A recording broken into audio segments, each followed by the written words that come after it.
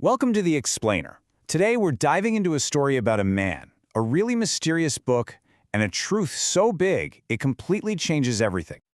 Okay, so the whole story really boils down to this one huge idea. Just imagine for a second. What if you found a book that could answer any question you had? Seriously, anything. What's the first thing you'd ask? And maybe the bigger question is, are you sure you'd want to know the answer? All right, so picture this. We're in a private library just as the sun is setting. You know that kind of quiet where the last bits of light are painting the room and shadows are starting to creep in. It's the perfect spot, really, for a deep, profound mystery to start unfolding. So you've got all these books, right? Thousands of them, filled with philosophy, adventure, you name it. But there's one that's completely different, and you're not going to find it on any shelf. Nope, this one's hidden away. And for a very good reason, because the secrets it holds are way more dangerous than anything else in that room. So our main guy, he's not just browsing tonight. He walks right past all those shelves, all those stories from ancient philosophers. His mind is totally locked on one thing. He's after something super personal, something he has to keep under lock and key. And that thing is called the Calypsicon. We're talking about this massive black book. But it's not just a book, right? It's everything. It's the answer to this search he's been on since he was young, trying to figure out the meaning of life. He didn't buy it. It was a gift, a kind of payment for a favor he did a long time ago. And get this, the first time he ever saw it wasn't in a shop. It was in a really strange, powerful vision. So to understand where this crazy book came from, we gotta rewind. We're going back in time to a chance meeting in a place just dripping with ancient history, the Cairo Museum. Yeah, this wasn't some straight line. The path to getting this book started years and years ago. With that vision I mentioned, it planted this seed in his mind, a super clear image of the book, and along with it, these weird cryptic symbols. So while he's in the museum, his eyes lock on to this one guy, an old man just staring at the ancient Book of the Dead. And the look on his face is, well, it's a total contradiction. He looks like he knows every single word on that wall, but at the same time, he looks absolutely devastated, like he's searching for something he knows he'll never find there. So our guy walks up to him, and after a second, the old man turns and asks him something there's no way he could possibly know. It's a question that just confirms this bizarre, illogical connection between them.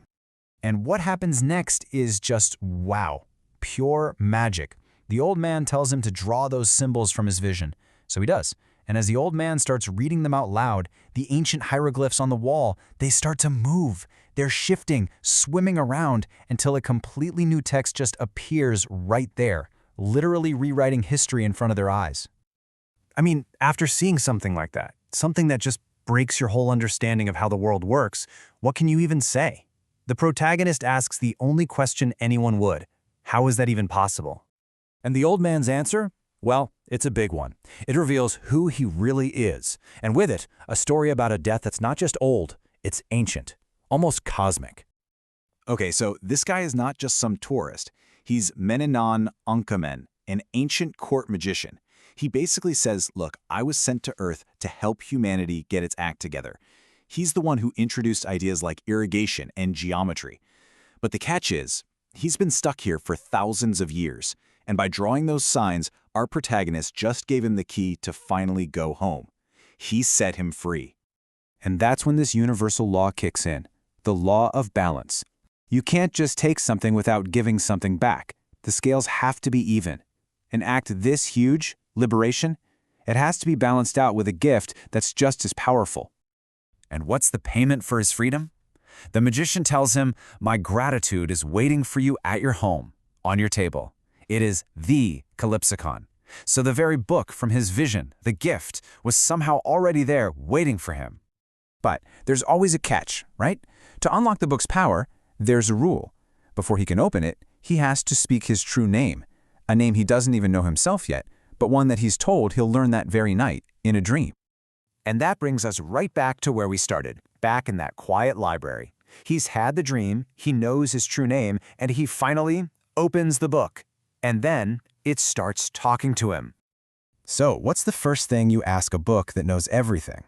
He goes for the big one, a question that people have been wrestling with forever. Why is it so damn hard for us to find the truth? And the book's answer is a real shocker. It basically says, you humans, you're not actually looking for the truth. It says that our whole search for truth is really just us looking for proof of what we already believe.